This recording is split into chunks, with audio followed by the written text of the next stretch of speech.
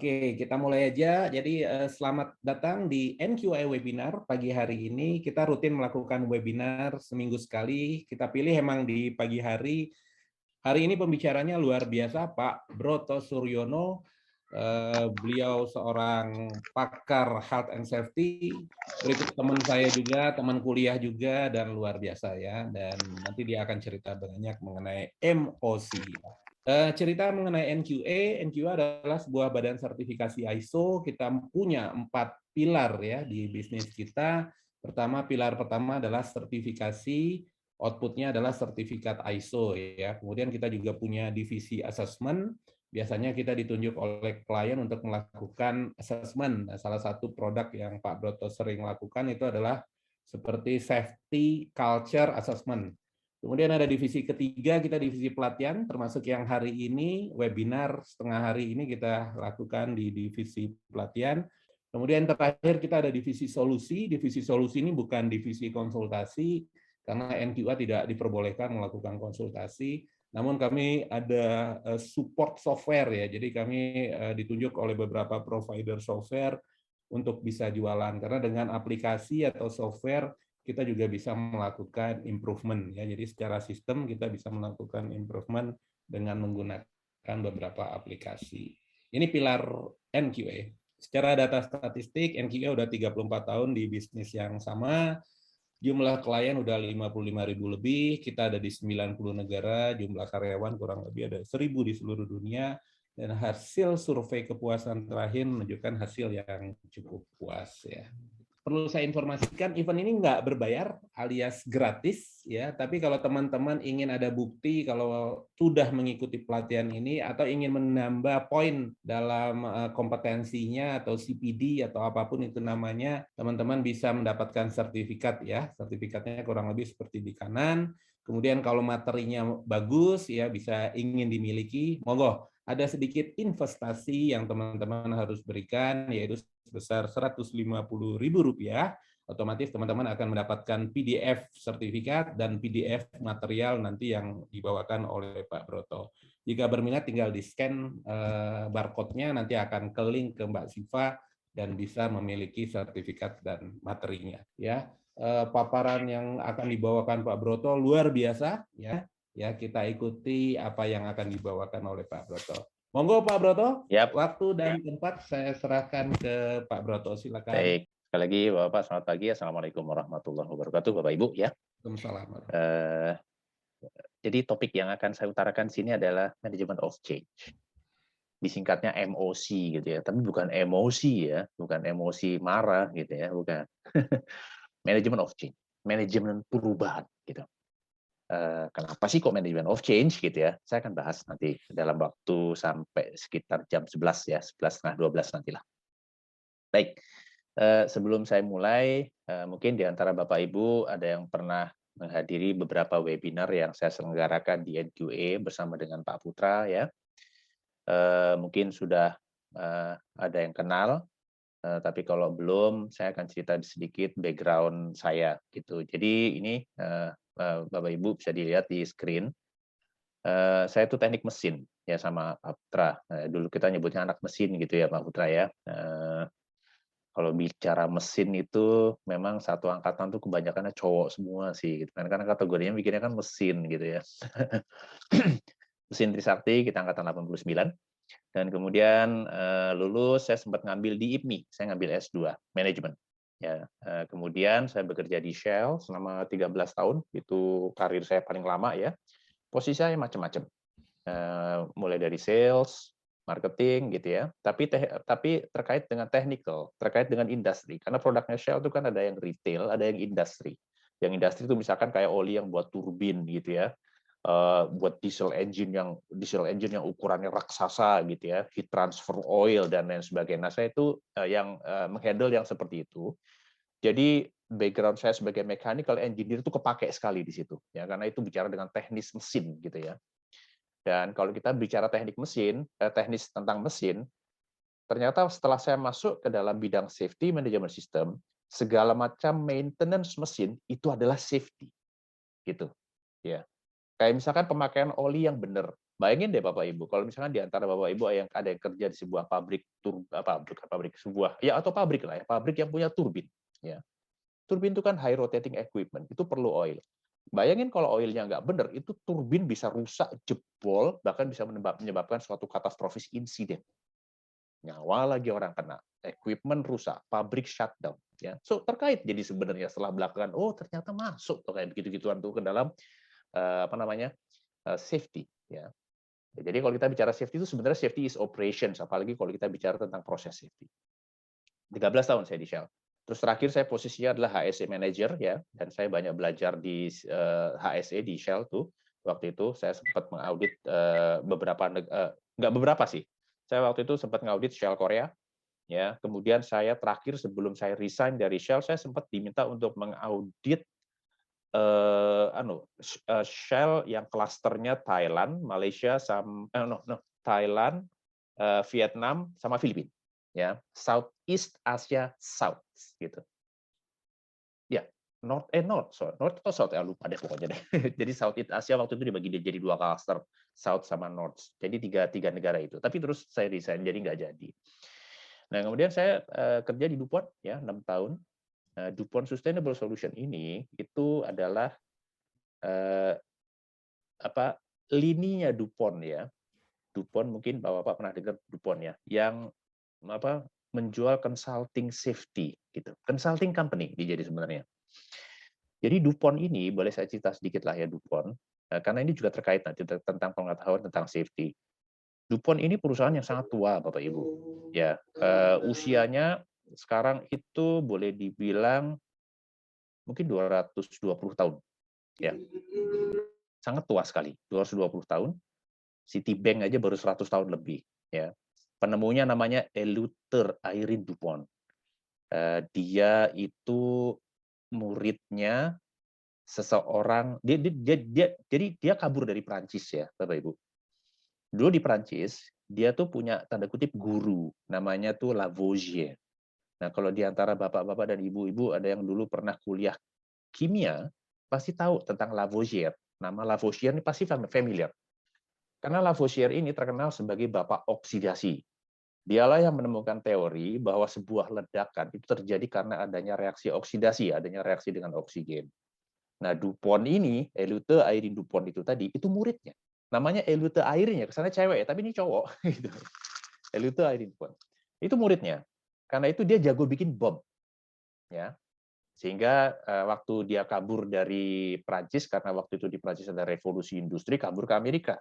Sama Amerika, presidennya Thomas Jefferson, tahu nih ada orang pinter datang ke sini gitu. Amerika kan gitu ya. Kalau misalkan ada orang pinter datang ke Amerika tuh dielus-elus gitu ya. Dikasih fasilitas semua. Misalnya Navratilova, itu kan gitu. DuPont. Anda tahu penemu helikopter itu namanya Igor Sikorsky, itu orang Rusia, tapi kabur ke Amerika. Ya sama Amerika gitu dielus-elus gitu. DuPont juga gitu. Akhirnya dikasih fasilitas, DuPont bikin pabrik bom. Ya, pabrik gunpowder. Bapak Ibu tahu ya gunpowder ya. Gunpowder tuh yang kalau nonton film Pirates of Caribbean itu loh, dimasukin pistolnya itu terus di dor gitu. Nah, itu gunpowder. Gunpowder ini Pak, Bu, bahan yang tidak berbahaya. Bukan bahan berbahaya, bukan tidak berbahaya. Bukan bahan berbahaya, tapi bahan yang sangat berbahaya gitu, ya. Anda bayangin aja misalkan satu botol gunpowder ditaruh di ruang Anda dah, ruang makan atau ruang tamu gitu, terus nyalain itu satu ruangan bisa habis semua gitu nyala, meledak. Itu sangat berbahaya sekali. Demikian juga dengan pabriknya DuPont, ya. Mereka mengalami fatality cukup banyak, ya, sampai-sampai keluarganya juga mengalami fatality. Ya, akhirnya mereka bikinlah satu peraturan safety yang pertama kali di dunia, yang mungkin Anda semua sudah familiar dengan wording-nya, bahasanya, yaitu Safety is Line Management Responsibility. Yang pertama bikin DuPont, Pak, Bu, tahun 1811 statement itu gitu. Dan itu diadopt sampai sekarang, ya. Dalam perkembangannya DuPont ini bikin pabrik kimia. Setelah 100 tahun bikin gunpowder, mereka berkembang bikin pabrik kimia, mengelola bahan kimia yang sangat berbahaya, sangat mengerikan ya, termasuk misalkan salah satu bahan kimia yang berbahaya ada namanya fosgene. Phosgene tulisannya gitu. Itu bahan kimia yang kalau misalkan Anda terpapar, cuman lewat gitu ya, cuman lewat ya, terpaparnya cuman lewat itu kan berupa gas gitu. Nanti lewat bahan kimia sih, tapi kalau keluar karena disimpannya dalam bentuk tekanan sehingga kalau keluar di atmosfer ini dalam bentuk gas. Kalau Anda lewat gitu, Anda tidak ditolong dengan pertolongan di gawat darurat gitu ya, mati dalam waktu 24 jam. Fosgene. Ya, DuPont juga punya mengelola H2SO4 98% dioksin, kemudian ada namanya metil isocyanat, bahan kimia berbahaya lah. Itu dikelola dengan baik, dengan satu manajemen sistem yang baik, sehingga manajemen sistemnya itu dijual ke klien. Dan saya waktu itu konsultannya. Ya, itu di DuPont. 6 tahun saya di DuPont, Pak, ya, saya sebagai konsultan safety. Dan kemudian terakhir sekarang saya sama Pak Putra ya, 3-4 tahun di NQA Indonesia. Dan ini yang sebelah kanan yang Anda lihat ini adalah klien saya, ya, sama NQA juga, ya. Ini sebenarnya klien saya dari DuPont sama di NQA. Kalau Anda melihat yang dikotakin warna merah, itu klien saya di overseas. Ada SCG Chemical di pojok atas, ya. Nah, ini punyanya Raja Bumidol. Kalau yang familiar dengan Thailand, SCG ini sebenarnya pabrik semen awalnya. Semen Siam Group, SCG itu kepanjangannya gitu. Tapi karena semennya ini gede, terus akhirnya mereka punya duit banyak, mereka bikinlah divisi chemicals, namanya SCG Chemicals. Ini saya ngaudit mechanical integrity-nya waktu itu. Ya, di 2 company, yaitu Rayong Olefin Chemicals di Rayong, sama Thai Plastic Chemicals di Rayong juga. Ya, terus ada IRPC. Ya, kalau IRPC ini waktu itu saya melakukan screening hazards. Karena IRPC ini sekitar setahun sebelum saya ke sana waktu itu, mereka ini refinery kayak Pertamina gitu ya. Itu kolomnya ada yang meledak. Alhamdulillah nggak ada yang kena orang ya, cuma pabriknya shutdown. Terus tahun kemudian mereka bangun dan sebelum operate itu harus ada namanya screening hazard analysis, namanya screening hazards. Nah, waktu itu saya dideploy ke sana. Dan kemudian ada Petronas ya. Nah, ini Petronas di beberapa proyek saya juga pernah mengakses. Kalau tadi Pak Putra utarakan assessment, ya, culture, ya, saya pernah mengakses proses safety management sistemnya di Petronas itu di Asian Bintulu Fertilizer (ABI) sama Petronas Metanol Labuan (PMC). Ya, kemudian ada proyek yang lainnya juga, saya juga pernah di Petronas ditugaskan di Trengganu Crude Oil Terminal dan sebagainya. Nah, ini kalau di foto yang sebelah kiri ini foto yang saya ambil Pak waktu saya ke sebuah constructions di Gujarat. Ya, ini namanya CGPL, Coastal Gujarat Power Limited. Ini saya ambil di cerobongnya ini yang satu lagi. Jadi cerobongnya ada 2. Satu lagi adalah tempat saya berdiri ngambil foto ini. Saya ambil fotonya sembarangan, cut gitu. Tinggi gitu Bang, ngeri banget. Naik ke atas dia itu pakai lift gantung yang bawahnya grating, tingginya 270 meter. Saya bisa langsung lihat ke bawah. Saya nggak fobia ketinggian, tapi dengkul gemeter juga gitu ngelihat 270 meter ke bawah. Pakai body harness ya dan double hook gitu. Ini saya foto, saya ambil sembarangan, truk jadi kayak gini. Gitu. Karena mereka pakai DuPont waktu itu karena ada orang jatuh dari ketinggian 65 meter, 100 meter. Gitu. Ini kan tinggi-tinggi nih. Ya. Jatuh mati, terus akhirnya panggil konsultan. Saya juga dideploy ke sana sempat. Ini fotonya saya ambil sembarangan ya. Terus saya juga pernah di rekayasa industri. Nih, di Indonesia lokal ya, terus di Banpu. Di Banpu juga ini tambang. Kalau Rekin Anda mungkin tahu lah, Rekin ini kan engineering company ya dan sebagainya. Ya. Ada juga ini Aditya Birla punya India tapi operationnya di Thailand ya. Waktu itu saya ke Thailand, di Todengko di Vietnam. Sampai Danun juga, pabriknya DuPont sendiri, PGN, Pegasol, Pertamina. Pertamina di sini belum saya put ya. Pertamina saya ada beberapa kali engagement di sana.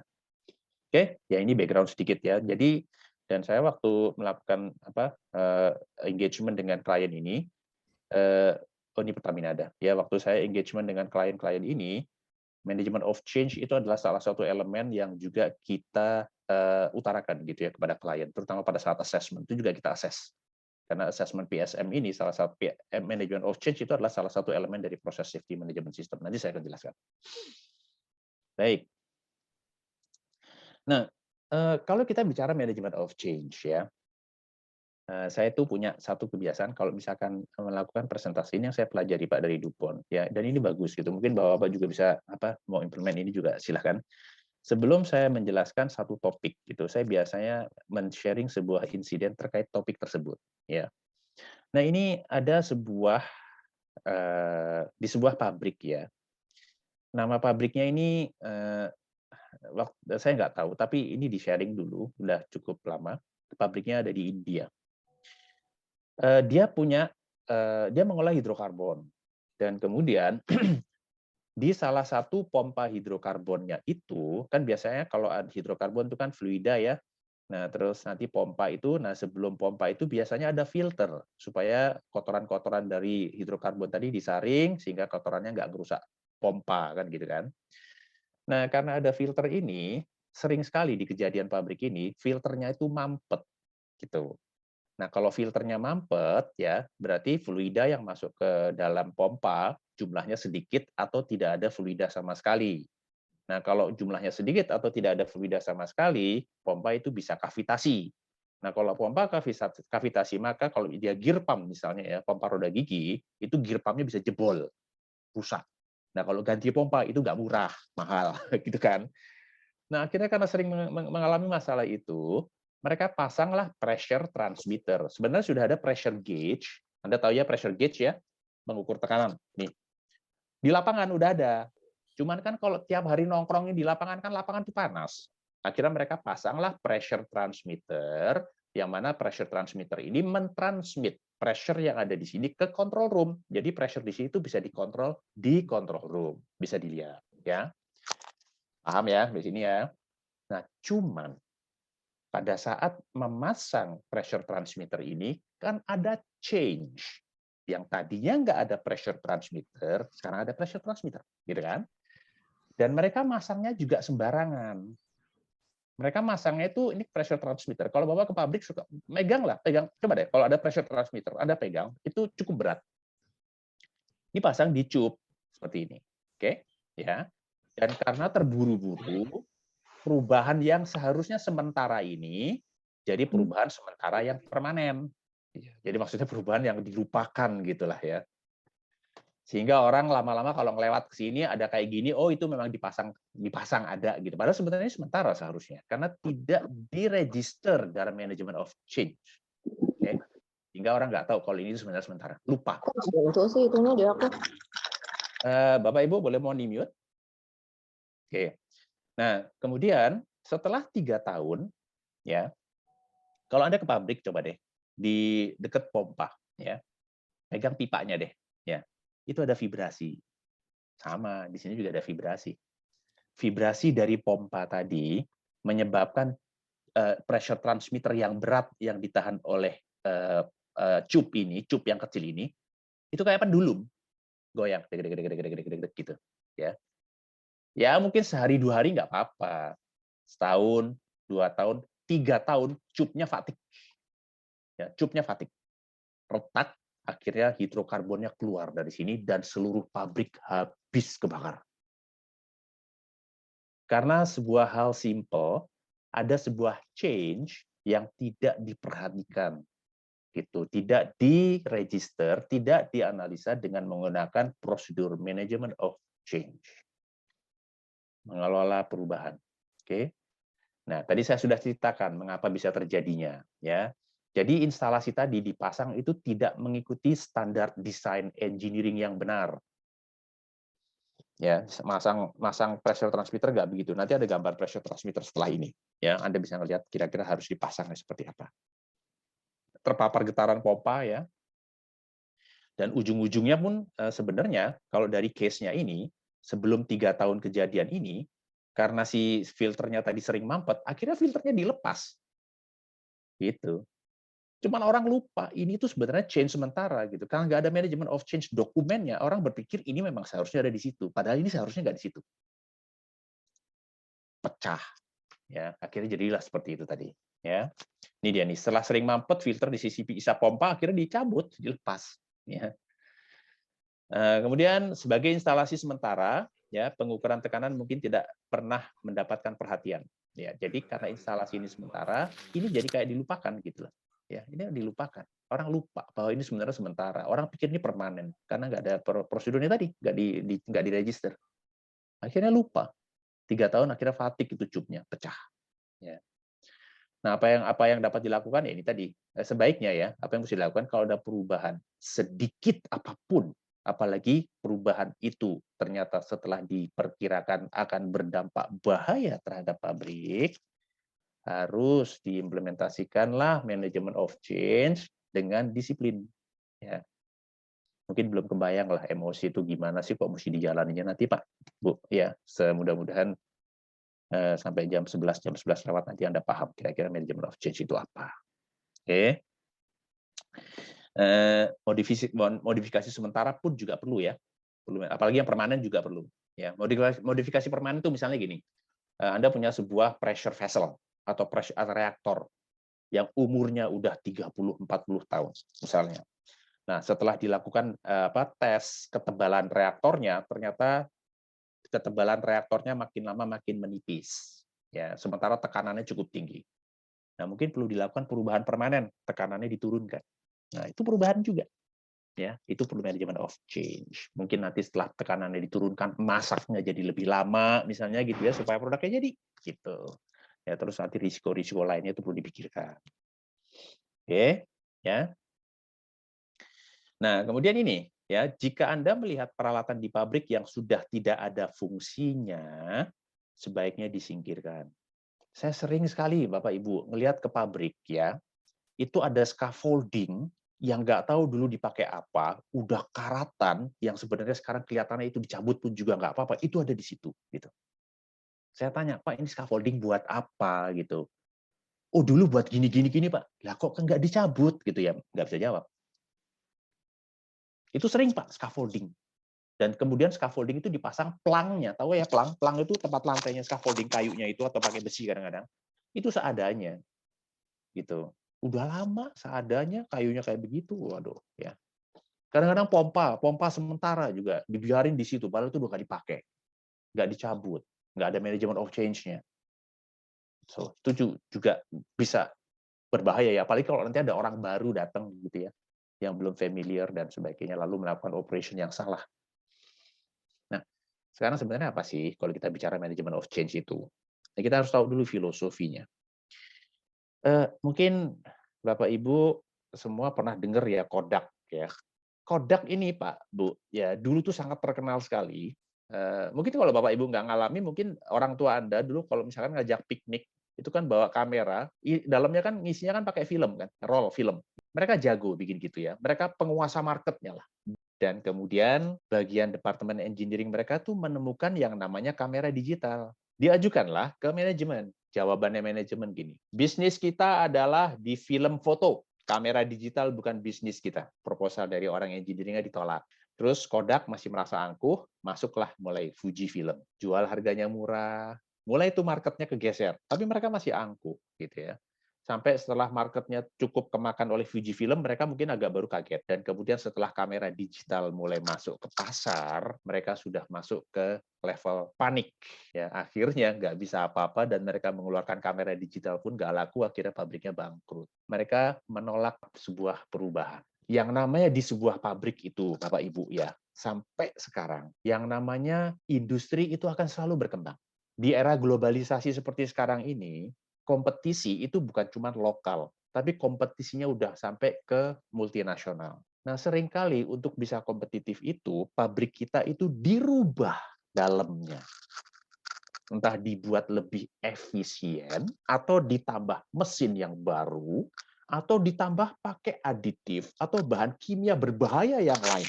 Gitu. Ada change di situ. Nah, dengan adanya change itu, timbullah suatu potensi bahaya baru. Dan itu harus dikelola dengan baik. Proses secara konstan mengalami perubahan untuk meningkatkan, proses pabrik ya, itu secara konstan mengalami perubahan untuk meningkatkan kualitas pabrik, mengurangi biaya, memperbaiki keselamatan kerja, dan lain-lain. Gitu. Dan merupakan hal yang vital bahwa suksesnya suatu perubahan itu harus dikelola dengan aman, sungguh-sungguh, dan efektif. Nah, yang kejadian Kodak itu, mereka tuh sudah berada di comfort zone, nyaman sebagai market leader, dan mereka nggak mau belajar. Nah, prinsip manajemen of change itu adalah perubahan itu penting dilakukan. Ya, perubahan itu harus dilakukan, ya supaya perusahaan tetap kompetitif, itu udah pasti. Nah, semua perubahan itu harus diketahui, harus didokumentasikan. Dan kemudian semua perubahan itu harus dikaji terhadap potensi bahaya yang baru dan disetujui sebelum implementasi. Karena risikonya besar sekali. Penerapan emosi yang komprehensif memungkinkan perubahan dilakukan tanpa ada insiden. Proses review dari aspek K3, ya, dari proses, kemudian ada otorisasi dan dokumentasinya itu perlu dilakukan. Diperlukan sebelum dilakukan perubahan desain dan pengetesan yang dilakukan pada fasilitas yang ada. Permintaan perubahan itu dapat diprakarsai oleh setiap personil di perusahaan. Ini yang juga kadang-kadang missing ya. Sebenarnya yang namanya prosedur MOC ini itu harus masuk ke dalam induction untuk karyawan baru. Sehingga karyawan baru, ya terutama yang operation di lapangan, terkait dengan safety. Sehingga mereka tahu kalau ada perubahan yang perlu dilakukan di area yang dia operate, gitu ya, dia harus ngapain, gitu. Nah, ngusulinnya tuh lewat emosi prosedur ini. Nah, itu yang kadang-kadang missing. Nanti dibahas, nggak serta-merta disetujui. Ya. So, setiap orang harus bisa mengajukan. Nah, change itu apa sih sebenarnya? Suatu tindakan atau intervensi yang direncanakan, yang menambah, memindahkan, atau memodifikasi suatu sistem, baik itu sementara atau permanen. Nah, change ini kalau kita bicara yang namanya safety, itu bisa mencakup change dalam teknologi, change dalam proses, nanti dijelaskan ya, change dalam suatu fasilitas, fasilitas ini hardware, pabrik, mesin gitu ya, atau change pada personil. Nah, kalau kita bicara change pada personil, di sebuah pabrik itu ada namanya critical personil. Critical personil ini adalah personil yang dia mengelola peralatan kritikal. Yang mana kalau peralatan kritikal itu salah kelola, itu bisa meledak. Misalnya turbin, boiler, tuh yang menyalakan, shutdown, itu mengoperate dan sebagainya, itu nggak boleh orang sembarangan. Itu harus personil yang kritikal yang sudah dikasih training. Melakukan perubahan dapat merupakan hal yang berisiko tinggi ya terhadap suatu operasi di pabrik, terhadap suatu aktivitas dan terhadap keselamatan kerja. Ini tadi change ya, ini change, definisi change. Nah, definisi manajemen of change itu apa sih? Ya manajemen untuk change. Nah, itu aplikasi dari prinsip terhadap perubahan teknologi, proses fasilitas dan atau personil untuk mencegah konsekuensi yang diperkirakan terjadi. Oke, aplikasi prinsip manajemen sistem. Nah, kalau yang namanya aplikasi suatu prinsip manajemen sistem itu akan melekat Bapak Ibu di perusahaan itu. Sehingga siapapun yang menjadi pimpinannya, karena di situ sudah prinsip manajemen yang ada di sistem pabrik itu, siapapun dia akan ngikutin itu. Bayangin kalau nggak ada proses manajemen of change, yang tahu cuma misalkan seorang Pak GM gitu ya. Begitu GM-nya pindah, sistemnya nggak nempel, sehingga ya berbahaya. Melalui proses manajemen of change, ya setiap orang yang terlibat harus fokus dalam mengidentifikasi semua potensi bahaya, semua risiko yang muncul dari perubahan tersebut, dan kemudian setelah mengetahui potensi bahaya, setelah mengetahui risikonya, ternyata risikonya misalkan tinggi gitu ya, harus dibuat sebuah tindakan, harus dibuat sebuah rencana atau tindak lanjut untuk mengelola potensi bahaya tersebut sehingga risikonya turun gitu. Ini kan konsep HIRADC kan gitu, konsep proses hazard analysis gitu. Nah, yang penting adalah tindak lanjut sama rencananya ini harus dieksekusi. Jangan cuma dibikin HIRADC-nya selesai, tapi rekomendasinya tidak dieksekusi. Manajemen of change memastikan review teknis secara tepat, demikian juga identifikasi potensi bahaya, dokumentasi, dan lain sebagainya. Mengapa sih perlu emosi? Karena dengan emosi ini, itu akan mencegah timbulnya suatu potensi bahaya, mencegah timbulnya risiko proses safety atau lingkungan yang tidak terkontrol, dengan demikian mengurangi risiko terjadinya sebuah insiden, baik itu insiden proses safety atau insiden yang bisa berdampak terhadap lingkungan yang besar. Mencegah perubahan yang tidak terkelola dengan baik yang dapat menimbulkan dampak yang merugikan terhadap kualitas produk, terhadap keandalan, terhadap organisasi, dan yang ujung-ujungnya adalah terhadap bisnis perusahaan. Ya. Supaya konsisten dengan ketentuan yang tertuang pada rangka kerja HSE untuk mengelola perubahan permanen, sementara, dan darurat. Ya. Kalau kita bicara MOC, sebenarnya yang namanya sistem MOC itu adalah kayak mungkin diskusi awal gitu ya, untuk diskusi dan mendokumentasikan sebelum mengimplementasikan perubahan. Sehingga dengan diskusi awal sebelum implementasi, kita tuh bisa mencegah sesuatu yang surprising, yang mengejutkan gitu. Oh iya ternyata begini ya gitu. Oh iya ternyata kalau pakai cuop itu nggak kuat ya nahan pressure transmitter. Salah kita ya dulu. Nah, gitu. Tapi udah kebakar pabriknya gitu loh. Nah, kalau dilakukan emosi itu akan direview. Oke, ini potensi bahayanya apa nih kalau kita pasang kayak begini nih? Nah, potensi bahaya itu kayak macan, Pak. Kalau dia tidak dikelola dengan baik, ya dia bisa merekam kita. Tapi kalau dikelola dengan baik, ya macan itu tinggal di dalam kurungannya, kita kasih makan, dia baik-baik aja.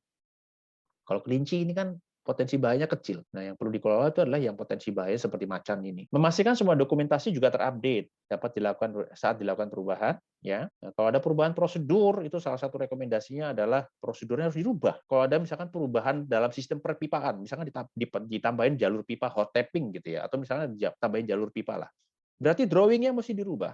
Nah, dalam rekomendasi MOC itu ada rekomendasi rubah drawing nomor sekian sesuai dengan kondisi di lapangan. Sehingga nanti ke depannya teman-teman yang lihat drawingnya itu sama dengan kondisi di lapangan. Jangan dirubah di lapangan, drawingnya nggak dirubah.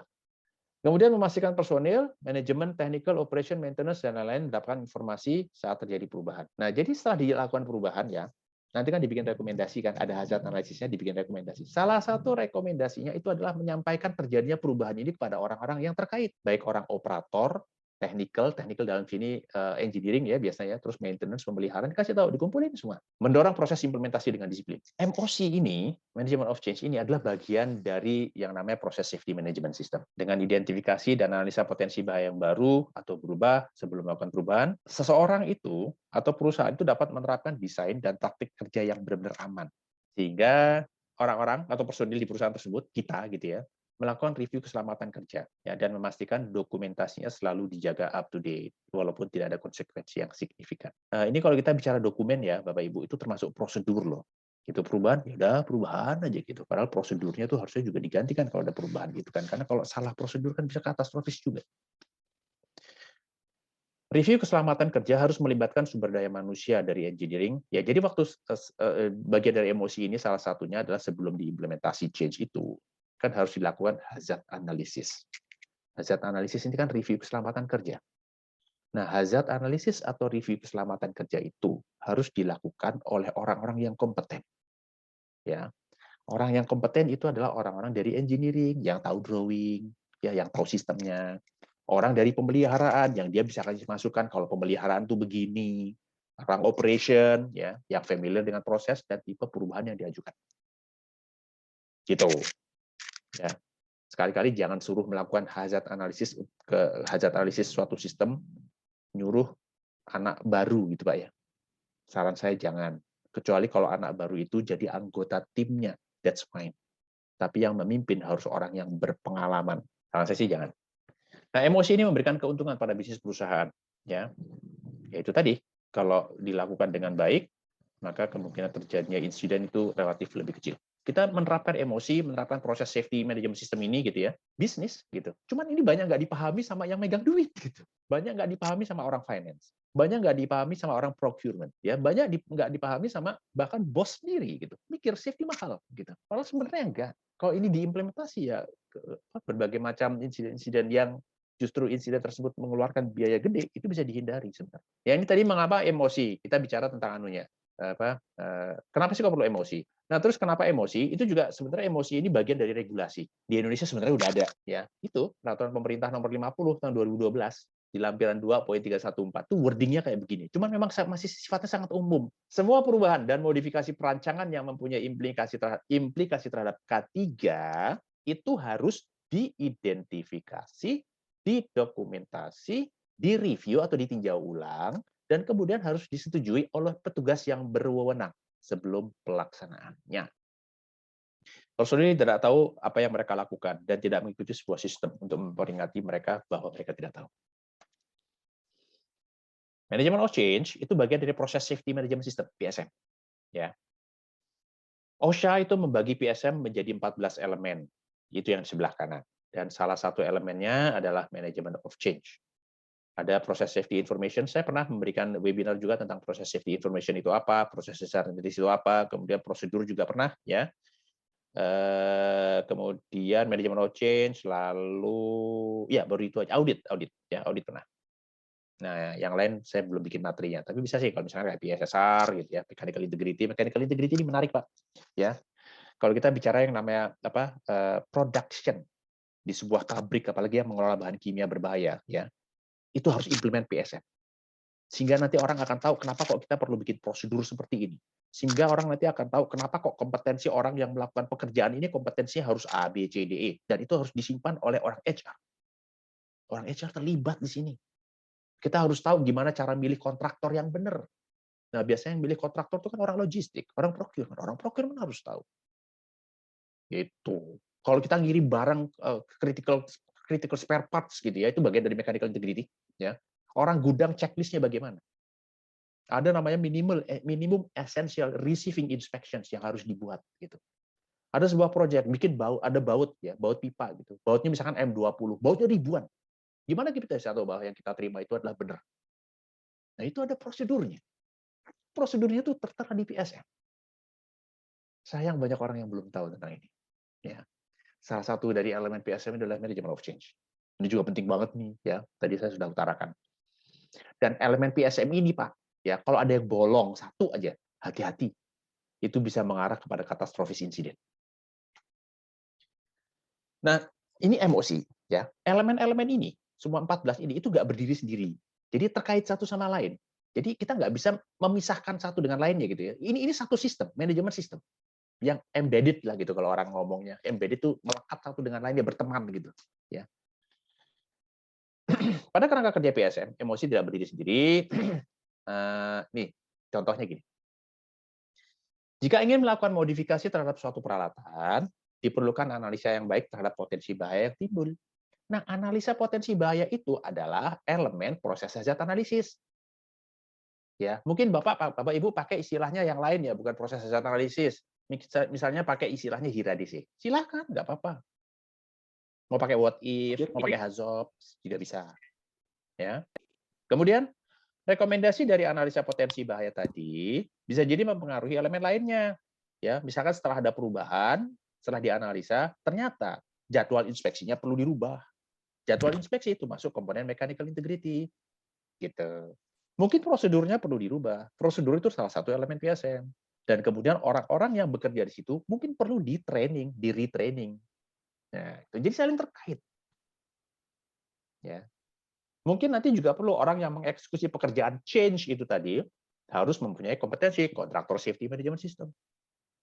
Ya, so terkait semuanya. Nah, waktu implementasi change tadi dan terjadi kemungkinan bisa terjadi bahaya, maka perlu dibikin emergency response-nya. Ya, so saling terkait semua.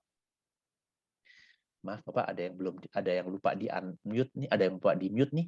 Suaranya agak masuk-masuk. Mungkin kalau boleh mohon di mute. Sudah, Pak. Ya, siap. Ya, itu tadi.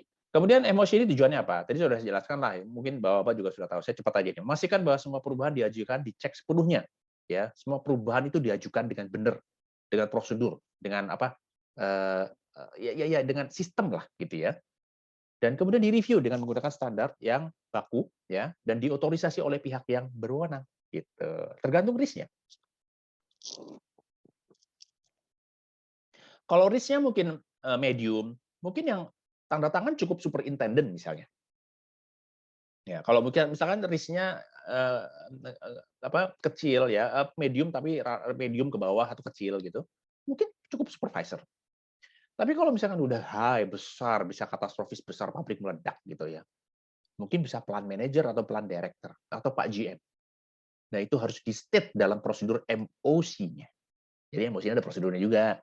Jadi jelas yang harus tanda tangan siapa. Memberikan arahan kepada tim operasi, ya. Tujuan emosi ini adalah memberikan arahan kepada tim operasi, tim proyek, termasuk tim maintenance gitulah ya, dan manajemen juga tentang bagaimana perubahan atau modifikasi yang dilakukan di pabrik atau lokasi kerja dikelola dengan aman. Gitu. Jadi Pak Bos, mungkin di antara Bapak, mungkin di sini ada yang CEO kali ya, gitu saya nggak tahu, atau ada yang plan manager gitu. Bisa tidur nyenyak di rumah gitu. Nggak mikir, aduh tadi gimana ya kalau gini, aduh ini gimana ya, kayaknya belum dipikirin ya, kayaknya belum gitu, nggak gitu. Sudah ada perencanaan yang bagus dengan melalui emosi, pulang bisa tidur di rumah nyenyak. Peace of mind. Kemudian memastikan bahwa semua perubahan yang dilakukan dalam cakupan prosedur emosi itu didokumentasikan, ya, didokumentasikan dengan baik, perubahannya didiskusikan dengan baik, dan kemudian dikomunikasikan kepada personel yang berkepentingan. Pak Jati, ada pertanyaan Pak Jati? Kayaknya Pak Jati mungkin mau bertanya. Pak Jati ingin bertanya, monggo silakan Pak, di unmute. Oh, enggak ya. Oke, tadi soalnya dari tadi unmute terus, mungkin ada yang mau bertanya. Saya pikir. Oke, nanti kalau bertanya nanti ada waktunya Pak ya. Boleh. Saya lanjut dulu. Karena saya khawatir nanti nggak selesai. Yep. Ruang lingkup. Emosi ini ruang lingkupnya apa? Ya, ada ruang lingkupnya, Pak. Ya, ruang lingkupnya yang pertama adalah berlaku untuk perubahan yang bersifat permanen, sementara ataupun perubahan darurat pada operasi dan aktivitas yang ada. Yang mencakup satu, kalau ada perubahan proses. Tekanannya dinaikkan, tekanannya diturunkan, pressure-nya dinaikkan, pressure-nya diturunkan. Perubahan proses misalnya pressure safety valve-nya di bypass, ya, atau mungkin filternya dicopot dulu, gitu ya. Ya, itu perubahan proses di lapangan, ya. Atau valve yang ini ditutup dipakai valve yang ini, gitu misalnya. Dirubah jalurnya, ya. Itu ada perubahan. Nah, itu harus dikelola dengan manajemen of change. Perubahan prosedur, ya. Nah, perubahan prosedur ini bisa jadi karena beli alat baru, ya. Beli alat baru pun itu juga udah manajemen of change, ya. Bisa jadi perubahan prosedur ini karena ada peraturan pemerintah yang berubah, gitu. Oke, jadi harus dirubah prosedurnya. Nah, kalau ada perubahan prosedur ini, itu juga harus ada manajemen of change ya. Nanti harus ditentukan kira-kira hazardnya apa, lalu tindakannya apa saja, jadi supaya prosedur change ini bisa diketahui oleh semua orang dan bisa membuat pabrik tetap berjalan dengan aman. Perubahan organisasi ini juga penting, ya. Kalau yang kita cakup di sini itu perubahan organisasi dalam skala di pabrik lah misalnya gitu ya. Tapi kalau perubahan organisasi dalam skala perusahaan besar gitu ya, misalkan kayak Shell gitu, ada perubahan organisasi seluruh dunia. Itu manajemen of change-nya udah urusannya Shell UK sana, Shell Den Haag sana gitu. Bukan Shell-nya Indonesia lagi. Tapi kalau misalkan di gudang kita ya, yang dulu pernah kita lakukan, kita ngubah layout ya supaya truknya itu pas lalu lalang lebih aman. Nah, itu harus ada manajemen of change di Indonesia. Gitu. Ya, perubahan darurat ya atau perubahan setelah jam kerja itu juga perlu dibikin manajemen of change-nya. Cuma nanti ada beberapa sedikit pengecualian kalau untuk perubahan darurat ini ya. Manajemen of change-nya intinya bisa dibikin belakangan. Tapi tetap harus dibikin gitu. Dan kemudian perubahan sementara ya. Yang perubahan sementara itu yang seperti tadi, contohnya misalkan kayak yang masang pressure transmitter. Perubahan proses ini kita bahas satu-satu ya. Perubahan proses itu apa gitu. Perubahan proses yang mencakup perubahan pada peralatan ya, hardware, pada kontrol proses, pada kondisi atau bahan proses. Contoh material untuk konstruksi ya dan lain sebagainya. Anda bisa baca di sini. Saya kasih contoh gini, Pak. Ini yang namanya ini contoh satu perubahan. Memang sih tidak terjadi insiden terhadap manusia gitu ya, tapi ini terjadi insiden mungkin bukan insiden ya. Jadi gini, ini ada sebuah pabrik peluburan aluminium. Jadi dia ini yang pernah saya kunjungi. Jadi dia tuh bikin itu blok motor, blok mesin buat motor gitu ya, motor-motor di jalan itu, gitu kan aluminium tuh bahannya, bloknya dia nyetak gitu. Nah, suatu hari dia ganti aditif. Katanya dari suppliernya, aditif yang lama nggak ada lagi, Pak, adanya aditif yang ini. Gitu. Mereka tidak melakukan studi, Pak, terhadap aditif itu.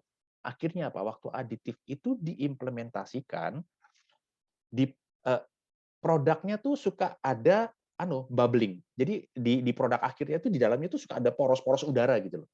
Kan nggak kuat gitu kan jadi ya kan. Jadi kayak osteoporosis lah kalau tulang gitu dalamnya. Terus akhirnya apa yang mereka lakukan supaya itu nggak terjadi? Temperatur ngeleburnya dinaikin. Dari yang 600 jadi 700 sekian. Wah, itu kan biaya besar sekali kan. 24 jam, 365 hari jalan terus gasnya nambah. Terus juga kalau temperaturnya tinggi berarti kan ada risknya yang lebih tinggi gitu. Alhamdulillah sih belum kejadian apa-apa gitu. Cuman ya mereka tadinya nggak sadar gitu bahwa itu adalah sebuah change yang salah gitu. Setelah saya kasih tahu gitu, iya juga ya Pak ya, itu baru ngerti. Itu cost-nya pasti gede banget Pak, perbedaannya. Itu salah satu contoh ya perubahan proses yang tidak terkontrol. Tidak di review dengan manajemen of change. Cuman ngikutin supplier, hati-hati Pak, ngikutin supplier, jangan harus di review. Maaf kalau di antara Bapak ada supplier ya. Bentar, saya minum kopi dulu. Ya, perubahan aditif, perubahan bahan kimia dasar, perubahan katalis, ya, bahkan sampai perubahan vendor harus gimana dan sebagainya. Ya, so ini perubahan proses. Perubahan prosedur, ya, itu mencakup pengenalan atau modifikasi prosedur atau proses operasi dan pemeliharaan. Berarti kan prosedurnya harus dirubah. Berarti valve mana yang dibuka, valve mana yang ditutup itu kan harus berubah.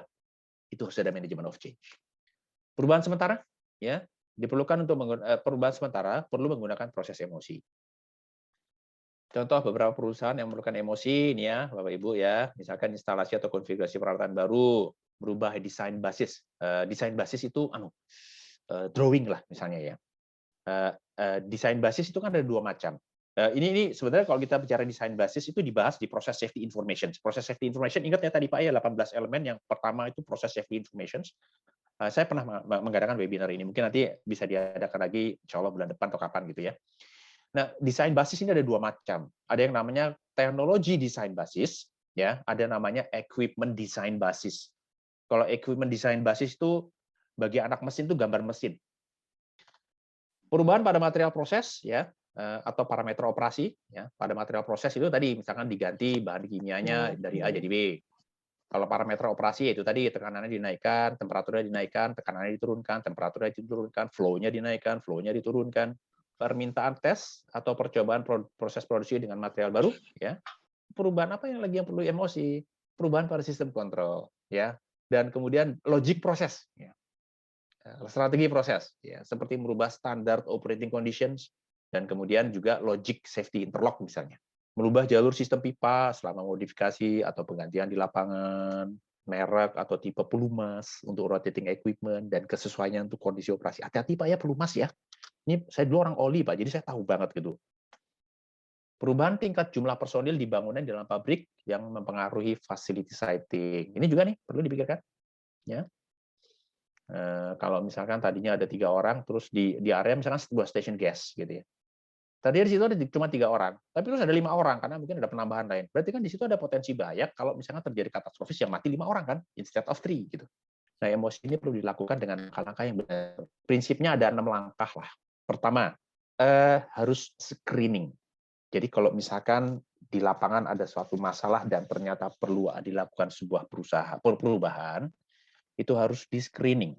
Kadang-kadang pada saat screening ini itu terjadi diskusi bahkan mungkin debat ya. Pak, ini nggak perlu emosi. Enggak, ini perlu. Ini nggak perlu. Ini perlu gitu. Kemudian setelah di screening perlu adanya suatu notification. Beritahukan semua personil kalau perlu ya, setelah perlu gitu ya. Ternyata perlu nih gitu kan. Sehingga perlu ada suatu notification kepada semua personil di perusahaan yang terkait ya dengan perubahan tersebut. Review ya. Nah, jadi ada dokumentasinya Pak ya, screening, notifikasi sama review itu ada dokumen yang mesti diisi. Nah, review itu validasi ya. Selesaikan dokumen emosi, kemudian kalau ada identifikasikan cacat desainnya apa di situ ditulis. Nah, nanti pada saat emosi ini itu ada bagian yang mesti menjelaskan perubahan apa sih yang mau dilakukan diajukan emosinya itu dengan detail. Kemudian persetujuan ya.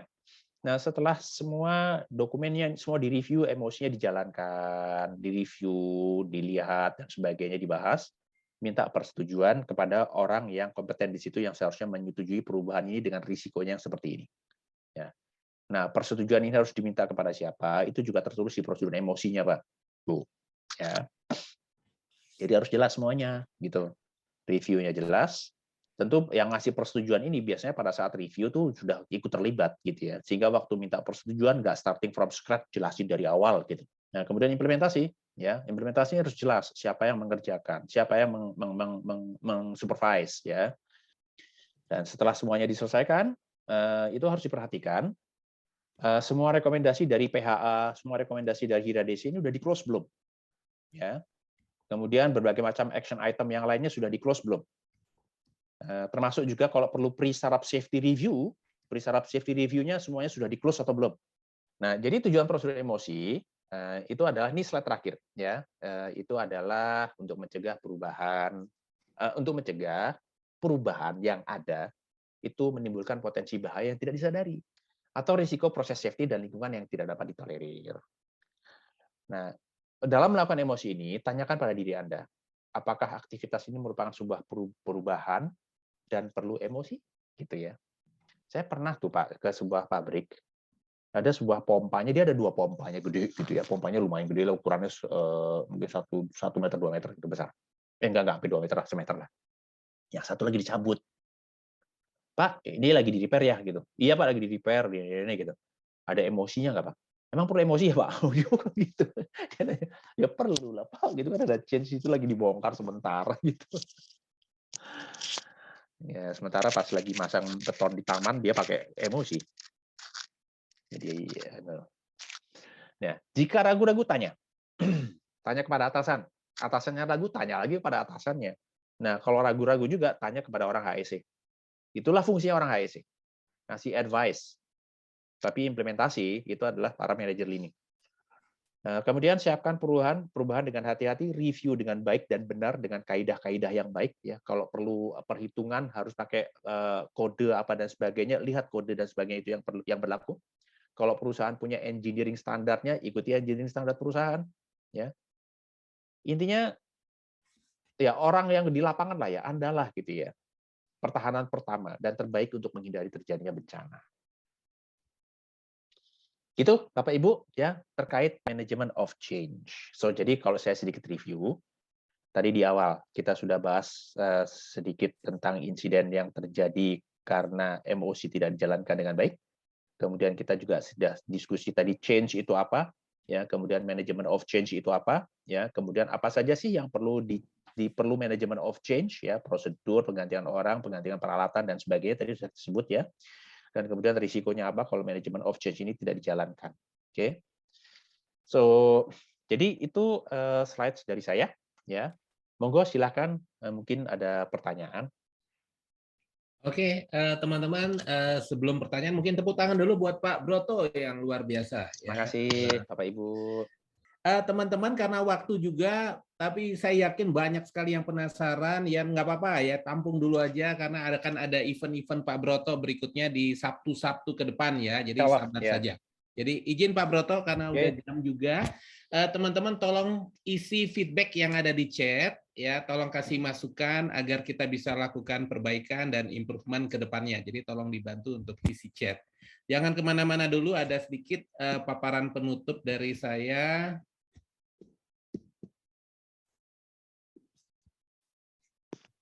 Oke, sekali lagi event yang sekarang ini tidak berbayar alias gratis. Namun kalau teman-teman ingin ada CPI atau ada tambahan kompetensi yang ingin ditambahkan untuk internal, boleh menggunakan sertifikat atau mendapatkan sertifikat yang ada di kanan dan bisa juga mendapatkan materi PDF dari apa yang dipaparkan Pak Broto yang luar biasa ini ya. Dengan cara scan foto barcode yang ada dan ada biaya investasi sebesar Rp150.000. Kemudian kita sekali lagi butuh inputan atau masukan, tolong di-scan juga barcode-nya, nanti akan ke link evaluasi dari webinar. Sekali lagi saya dan Pak Broto membutuhkan masukan dan inputan dari teman-teman agar kita bisa lebih baik lagi ke depannya. Ya, jadi terima kasih untuk ada satu event yang terakhir yaitu kita foto bersama. Mohon teman-teman bisa buka videonya ya. Kalau bisa tolong dibuka videonya dan berikan senyum terbaiknya. Pak ya. Putra, boleh saya satu poin aja? Silakan Ya. Pak. Silakan Pak. Ini gini Pak, tadi kan Pak Putra utarakan ada sertifikat dan lain sebagainya ya. Ya. Ini bukan soal bicara kita jualan enggak ya. Tapi gini, kalau saran saya, Bapak Ibu ambil deh sertifikatnya. Ya, karena itu nanti akan bisa bermanfaat sekali buat kalau misalkan suatu saat Bapak dan Ibu ingin ngambil sertifikasi kayak misalkan BNSP. Itu bisa bermanfaat banget Pak sebagai barang bukti. Gitu. Itu saran saya sih Pak. Ya. Siap. Monggo. Oke. Monggo, silakan hubungi atau tadi kontak ke barcode ya atau kontak Bu Siva jika ingin materi tersebut. Oke, sekali lagi tolong dibuka ya videonya. Oh, ini ada tangan yang ke atas ini Pak Ludwig, ini ada pertanyaan atau apa ini? Mohon maaf sebelum kita foto. Atau tangannya lupa turun? Silakan. Buka videonya, silakan. Kita foto dulu ya kalau gitu ya. Kasih senyum terbaiknya. Saya izin saya foto 1, 2, 3, tahan. Ya, masih ada lembar berikutnya. Kita ada 3 lembar di sini.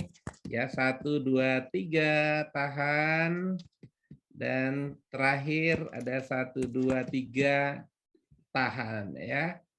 Oke, Pak Broto dari saya cukup. Ada kata penutup mungkin dari Pak Broto sebelum kita sampaikan?